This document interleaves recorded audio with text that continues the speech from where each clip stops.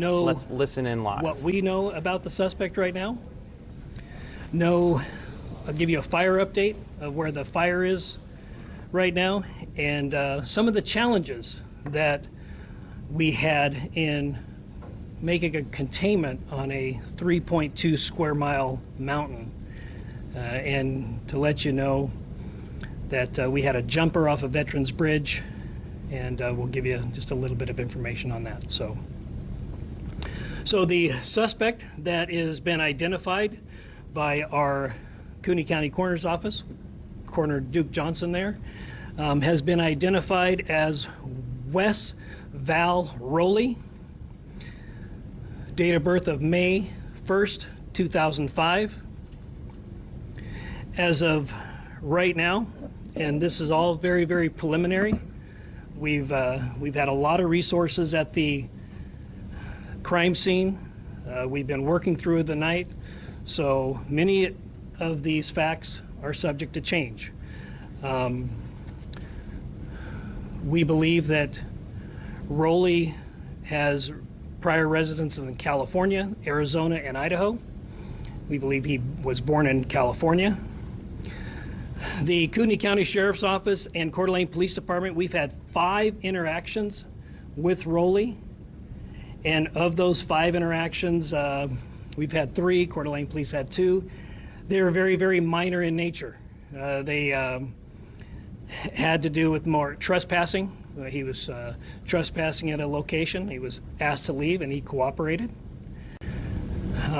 We had some welfare checks on Rowley, and very, very minor.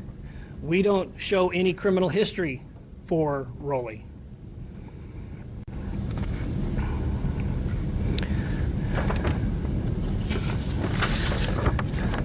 We do have some social media presence for for Rowley. I find it disgusting to call him a Mr., but we don't have any much to go on. Here's some of his social media postings that were recently removed from social media. I believe this one was Instagram, and we have some copies of this that Lieutenant Mark Ellis will distribute. Where we're at with the crime scene. The crime scene is active. We still have the suspect's vehicle that is up down an embankment of the mountain. Deputies who responded on scene to protect life and engage the suspect thought it would be in their best interest to get rid of what they thought was Rowley's vehicle. So they had the frame of mind to push it over the side so he couldn't come around and get in that vehicle and flee. So we have not been able to find any manifesto. We have not been able to inventory the vehicle, although people that have seen the vehicle do believe it appeared as if he was living in the vehicle. There was a lot of debris that's in the vehicle, so that's all we have on that. Like I said again, we have not verified or found any manifesto. We have not done an inventory of that vehicle.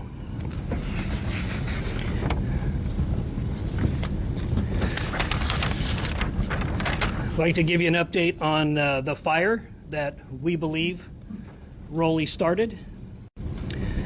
Rowley was found to be in possession of a flint starter, and we believe that was his method for starting the fire.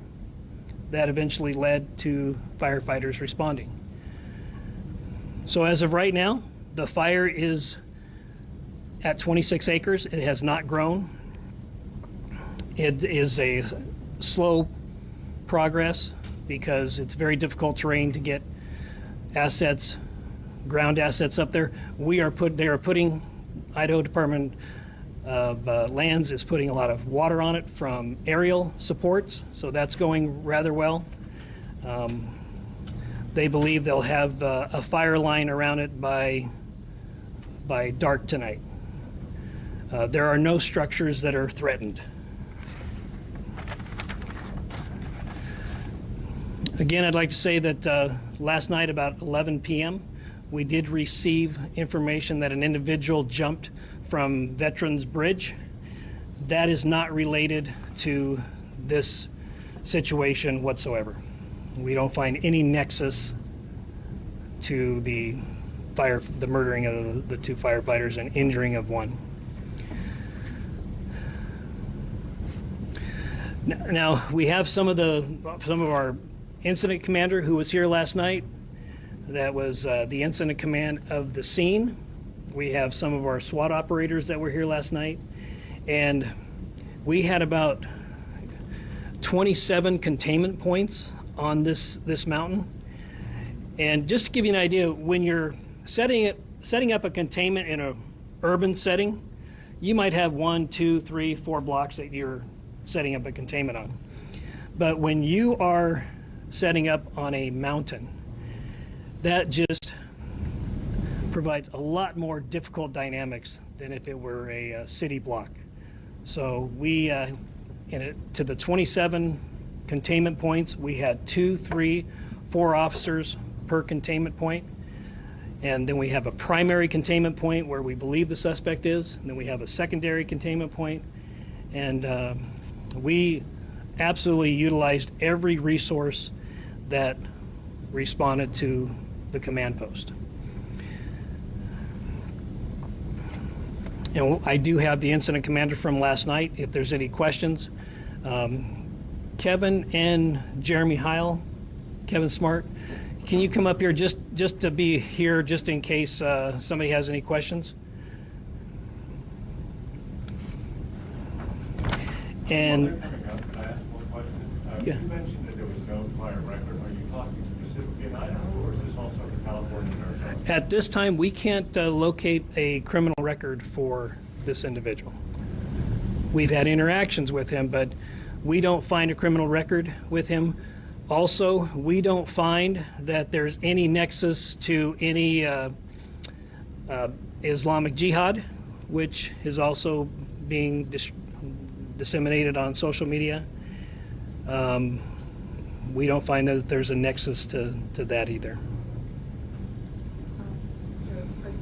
Yes, we're going to take questions. I'll just get the spokesman review. So are we clear, did the suspect die by suicide or was he shot by police? It appears that he shot himself. Yes. Do you know if he was stockpiling weapons up there or why he was on the We're- specifically? One gun, multiple guns? We have information that he at one time wanted to be a firefighter.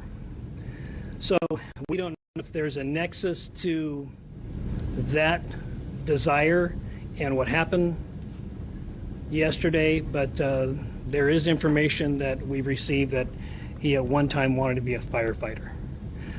So we're still processing the scene. It's going to take a few days to do that, especially with the current fire that's there. So, John? Sheriff, have they had any communication with the fire district about a potential job there? We have checked some of the fire entities here, and we have not located where he had either put in an application or put in some sort of a interest form. We have not found that yet. So that, yeah, we have not found that. One more question. There's supposed to be a video on Instagram. Was this posted right before the ambush? Well, it was discovered right before, but I don't know how long it had been there. Okay. Yeah. Do you have any indication of the motive? Yeah, no, we don't have any indication of any motive at this time. And we, certainly we will continue to investigate that, but obviously we go on intent, and so, but we will certainly find out, or if there's any evidence to believe that there was a motive, we will do that. And I think an inventory of the vehicle would be a good place to start. Do you think his desire to potentially become a firefighter is part of this? We just don't know. Yeah, we just don't know. The gentleman, Firearms, has that been determined yet? What? These were his firearms that were used, or were they someone else's? has not been determined yet. Lady in the green? Sheriff Cody Proctor with Rescue News. You mentioned that he had had interactions before with law enforcement, but had he had interactions before with firefighters? We did not check to see if he had any interaction with firefighters. We do know that he did contact the firefighters when they came on scene, and there was a discussion. So so we're still in the process of investigating that part of it. So, gentleman in the blue in the back. Sheriff, okay, so talk to me about, why you're sharing this Instagram post. Talk to us, what does it look like when you're looking at this, what it symbolizes to the public? Well, we're trying to collect any and all information, and those social media posts are what we call open source information. So this is all in an effort to find out intent, to find out if there was any other, if there was a motive or whatever the case may be. But And another question, we had some people that live in the area of the evacuation zone last night, where it's shelter in place. They say they didn't get a phone call, they didn't get a text. How does your system work? Was there a text that went out, or how did you let people? Yes, absolutely. Part of our Kootenai alerts system, we sent out a text, I believe, a 5-mile radius, and I encourage people who live or frequent the area to sign up for Kootenai alerts. So, Was an opt-in service? well, yes, yep.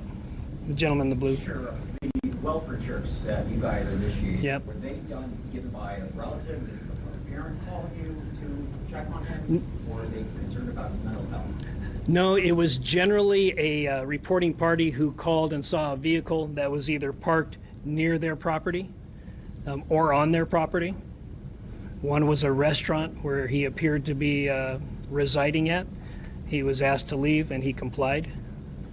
So none of them that we have at this time were called in from a relative. They were called in from a property owner or passerby. The gentleman there in the Sheriff, can you describe the weapon that you found next to it? It appears right now we have a shotgun that was used, but we're still processing the scene. So obviously a shotgun is not a sniper weapon. Correct. Do you know what kind of weapon that was? Well, we're still processing the scene, but let me kind of set the scene for everybody. When you're in a rural area and you're heavily treed, heavily brushed, and when you're taking fire, then it just adds a whole different dynamic to the situation. So what was reported by people on scene, by peace officers on scene, that they believed they were taking sniper fire, yes. And that's where that is. Lady in the black. Hi, was he a suspect before you found him, or did you not identify him until after crime scene? Can you give me that first part again? Was he a suspect prior to you finding his body, or were you not sure who he was until after you found him? Well, we had information that we had an idea who that person might be, but we always defer to the coroner's office to make sure that we have a positive identification on the individual. People borrow people's car, people use people's phones. Yeah, so we always want to make sure that we have a positive identification before we make any type of release. So this lady in Are you able to identify yet if Wes was the person who called 911, who made the initial 911 call? still under investigation. If that is the case, he did not use his real name. So, but it certainly will be part of the investigation. But we had an individual called, a male, and he did not use the suspect's name. So. And one more clarification, because I think I misunderstood. Did you say there was an interaction with first responders There was an interaction with the firefighters. when they first arrived on the scene? Correct. What was that? It had something to do with his vehicle being parked where it was. So, yeah. The gentleman in the blue in the back. Sure, can you tell us what type of bullets then were used in the attack on this? Were you firefighters? Right. Well, we know that some rifled slugs were used, and a rifled slug is a pretty big projectile. Anybody know off the top of their head how many grains a rifled slug is? Oh, What gauge is 1 ounce? yeah. So generally going to be a 1 ounce piece of metal. But we also have some fragmentation of something. So it's still early on. You know, we have some smaller projectiles, and we don't know if that was a fragmentation of one of the rifled slugs or another weapon. Like I said, we are still processing that scene. The firefighters are putting water on it, so we're still processing that. Yes, sir. Sheriff, can you tell us how sophisticated you think this ambush was? Or do you think this was an interaction that went badly? And one more thing, we were just right outside the scene, and we saw a firefighting vehicle come down with 3 completely flat tires. Were spikes used? Was that part of the ambush? No, part of once the rounds started to exchange back and forth, and when deputies got on scene, part of the theory was we don't want him to be able to circle back around and get into either one of the fire trucks or his own vehicle. So deputies disabled the trucks, and they pushed over the suspect vehicle off the side of the mountain. I mean, that just gives you a sense of how chaotic the moment was. Oh, yeah. Disabling and crippling your own vehicles, so that the suspect that's unseen and elusive wouldn't be able to circle back and use it. Right, and we just don't, you know, we just don't know in many cases, even if it's in an urban setting in a retail shopping center, how many suspects there are, because we're going to get different information, and we have to be able to evaluate that information to see what's credible, what's not credible. We always want to err on the side of caution, but initial reports were what there was more than one suspect. Right here in the. I just want to make sure I'm completely clear on this. So at the moment, as things stand as far as the weapons go, you're confident that he used a shotgun. It's possible that he used another weapon. You're not actually sure, and you don't know what that other weapon could be. Is that right? Yeah, we're still processing the scene. So we know that there was a shotgun used. Absolutely. 100%. We know that for sure. So. Sure, I'm sorry, this is where you asked, do you have like survivalist training or type of what? We cannot find any evidence that he has had any type of survivalist training. Now, he did grow up in a, from what we understand, he did grow up in a arborist family, and that they climbed trees. And we did have reports that he was shooting at first responders via a tree. So he does have experience climbing trees. I also just wanted to clarify, you had said in the previous press conference, you were talking about misinformation, it's kind of going off the beaten path, but can you elaborate a bit on what that misinformation was? And I guess it felt like you had said families were finding out via Facebook. Yeah. I wanted to clarify that. Yeah, so what happened, firefighting and EMS channels here in Kootenai County are not, what's the word I'm looking for? Encrypted. They're not encrypted. Law enforcement channels are encrypted. So pretty quickly, there was audio of the help call that came out and was broadcasted on social media. And that is just, really, really hard on the families. Had they heard that, and I don't know if they did or didn't, but had they heard that, they would be able to identify their voice of their loved one and just make a chaotic situation more chaotic. So that's one of the. I just want to be clear, none of the families were notified through social media. They were I don't know. I wasn't involved in that part of it. Yeah, I do not know. Lady in the black there. In terms of just the timeline, I know that you provided us with one already, but where does that interaction, that first interaction with firefighters fit there? They have that interaction. How soon after that is there gunfire? There was an interaction. So they arrived on scene.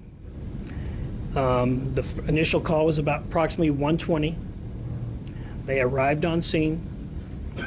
I would I'm going to guesstimate, but I would say probably about 13:50 or about 10 minutes until 2 o'clock. Somebody, go ahead. One question I have is, you mentioned when you were doing welfare checks, what were those interactions like? Was the suspect just acting normal? Was there anything off about him at all during any of those interactions? Was there anything that stuck out for those? Yeah, he cooperated on each one. He was told that, hey, the owner is asking you to leave. He left. There's certain criteria that we have to meet to be able to engage in somebody's well-being, and he did not meet those requirements at the time. So, yeah. Jeremy? The shooter's body, is it in a condition where we can determine if there's some drugs or medication in the system? That'll be part of the autopsy. Yes. Do you remind me with how long he was here in Idaho, and also just, I know this is like a popular recreation area, so how many people, just members of the public, may have been out there during all this hiking and day? Well, it is a popular trail.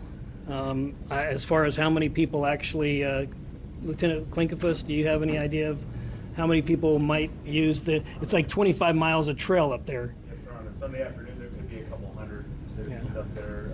Folks use dirt bikes up there. They hike, mountain bike, e-bikes, very popular.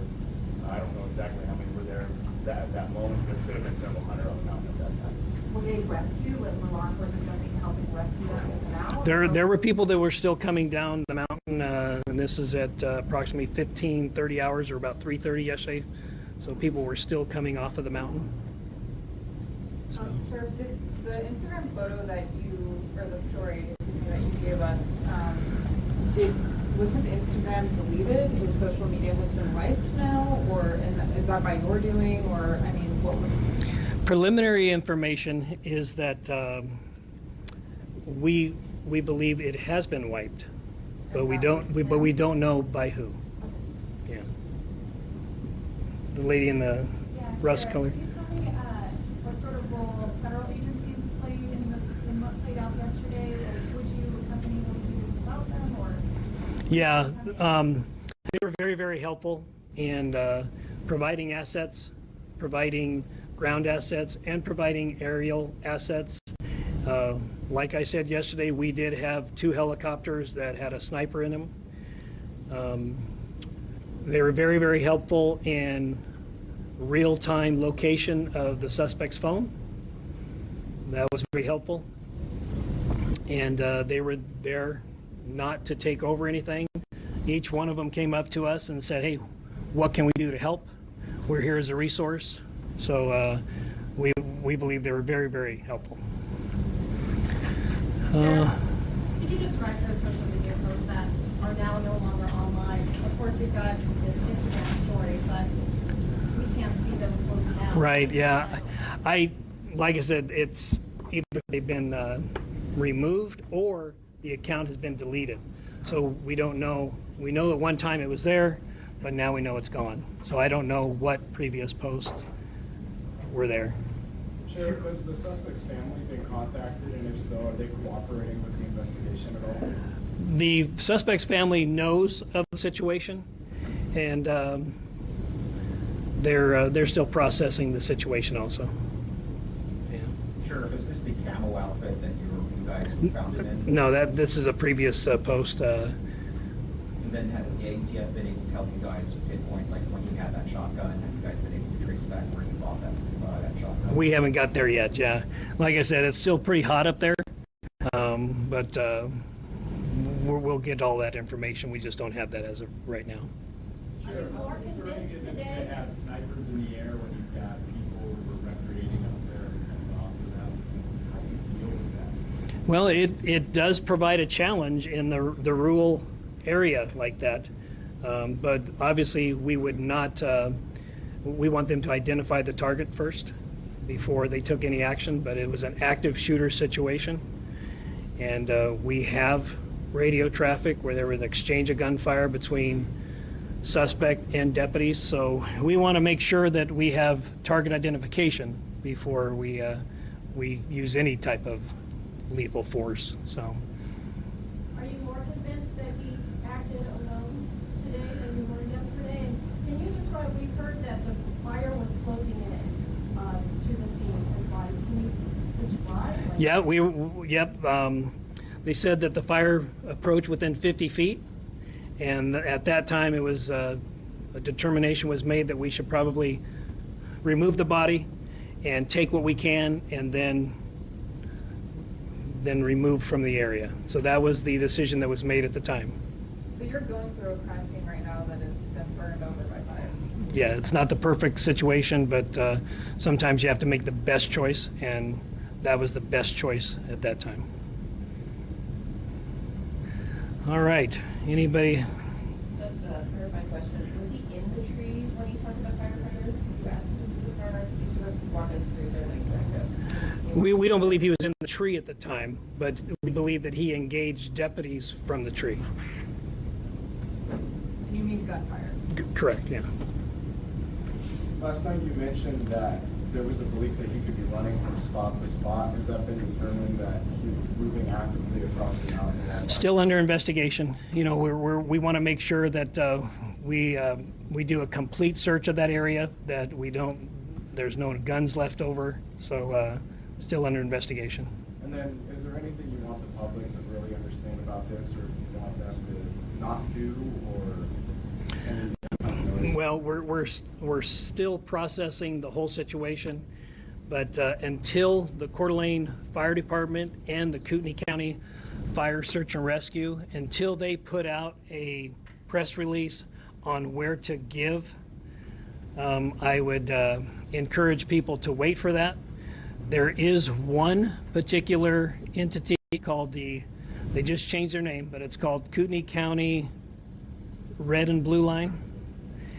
I know them for a fact. I know that the board of directors do not take any money from them whatsoever, but I can anticipate we'll probably have people that are going to take advantage of this situation and try to scam people out of money for it. So I would encourage people to wait until there's an official press release from both of those entities on where to give. Sheriff, really early in the wildfire investigation, but is there an indication that he led them in multiple areas, multiple spots on the mountain, or does it seem to have spent in one spot? Yeah, right now we're still trying to contain it. It's not contained at this time. So until we can get it contained and get some investigators up there, then we just don't know at this time.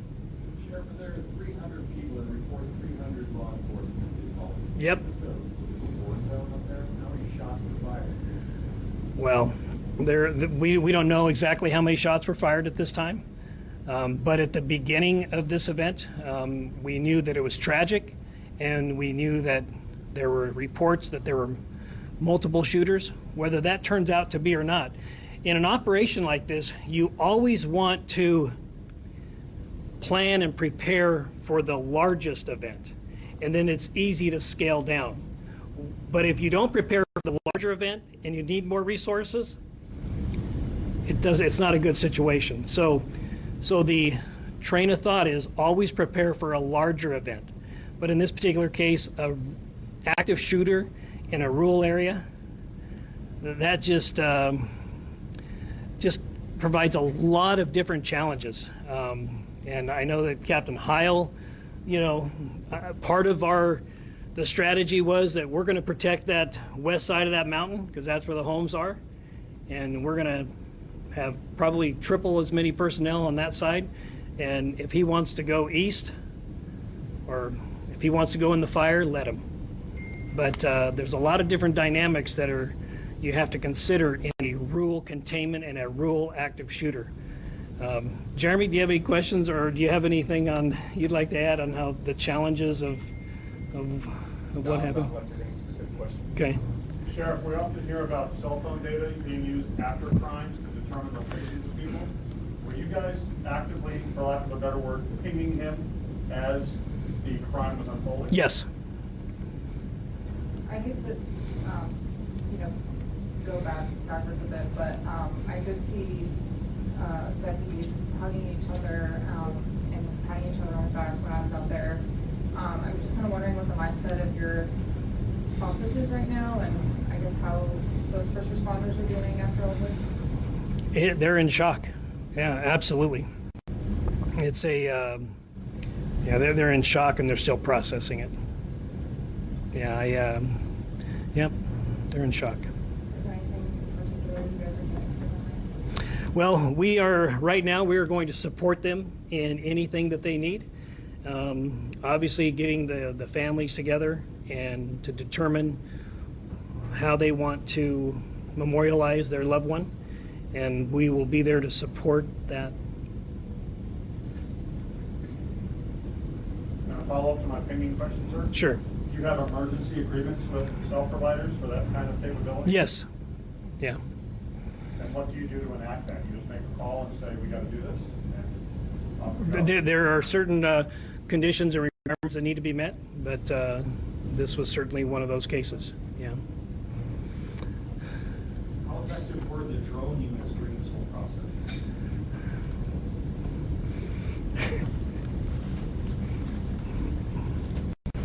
The drone units were very effective.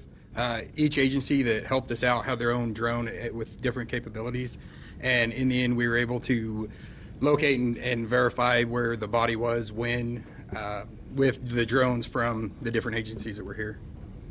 Your name, sir? Jeremy Heil, Captain. Spell the last name, please. Hyle.